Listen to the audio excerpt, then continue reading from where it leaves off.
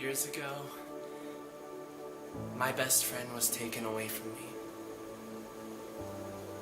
His name was Garrett Wynn, and he was everything you could wish for in a best friend. When I was younger, I was probably the most annoying, unattractive kid you could ever meet. And I still don't know how people put up with me. Garrett was the opposite.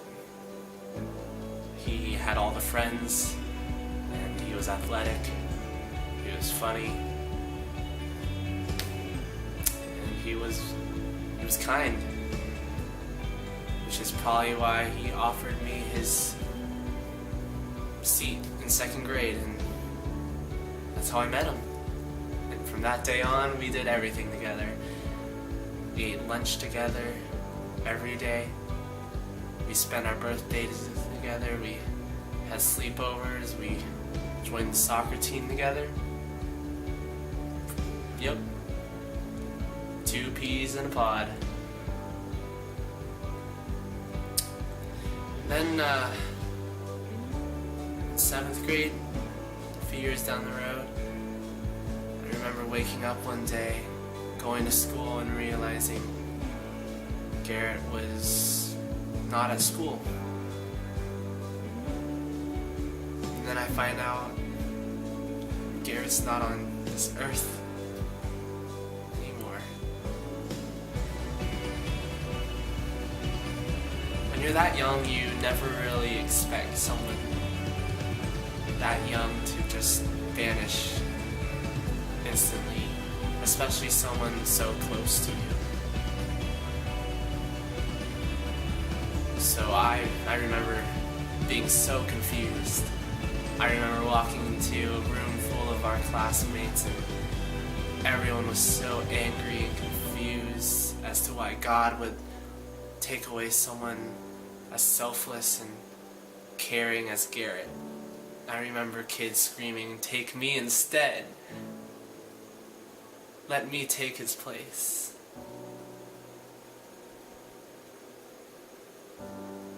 It was a hard time.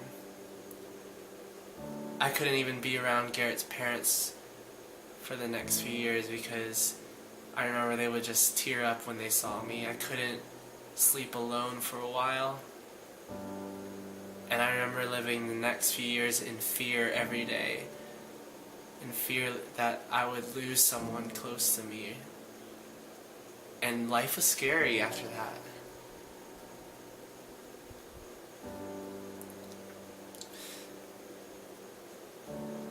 You never really understand why God lets these things happen. You never really understand why God lets death and pain in the world. And you never really understand why God puts these situations in your lives until much later, which is kind of what happened to me. A few weeks ago, I was asked to work at a camp not far from where I live. I remember getting a call one night asking me to fill in for one of the counselors who got sick, and I was so excited. He told me I would be working with ages 9 to 13 and that I would start the next day. So I packed up and headed to camp.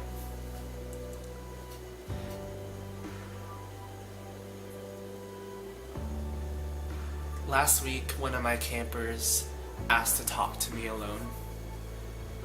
So we went outside and we sat on a bench and we talked. I remember he had a question.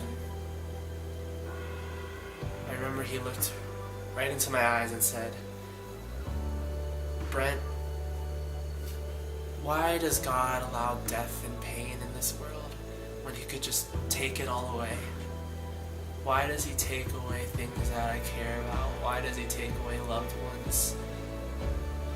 He told me he was so afraid of losing someone. He told me he was living in fear. he said he was so worried that his heart was in the wrong place. He said he was angry at God, and he said he felt so guilty.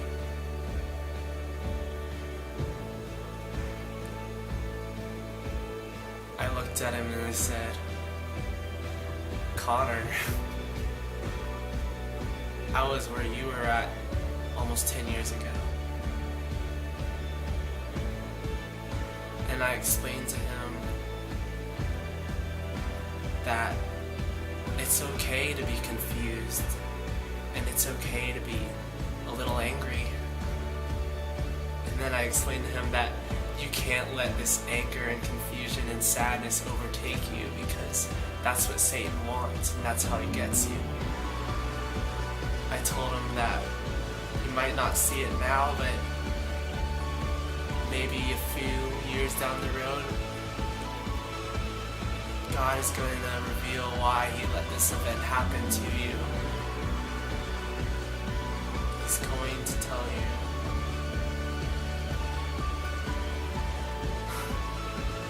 And then I realized, as I was telling him all this, wow, God's revealing to me why he let that event happen to me, why he took Garrett away. And I believe he let that happen in middle school. I believe he let that happen to me so that I could use that event, that story, to share with others, to impact them, and to change lives. I believe he gave me that and put that in my testimony. After I shared that story with Connor, and then I began to share it with other kids in my cabin, I asked them the question, you could be gone at any moment. I want you guys to ask this to yourselves. If you were gone, do you know where you would be? And by the end of the week, 5 kids in my cabin were saved. God used that story and that event to touch these kids and impact them in a way that I would never have seen years before. And now I know that God is going to use events, tragedies in our lives for a positive impact.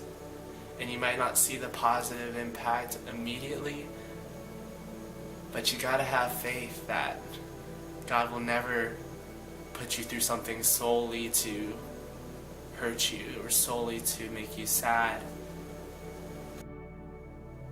He's gonna put you through something because he loves you and he wants to use you. God has a plan. You just gotta trust that that's true.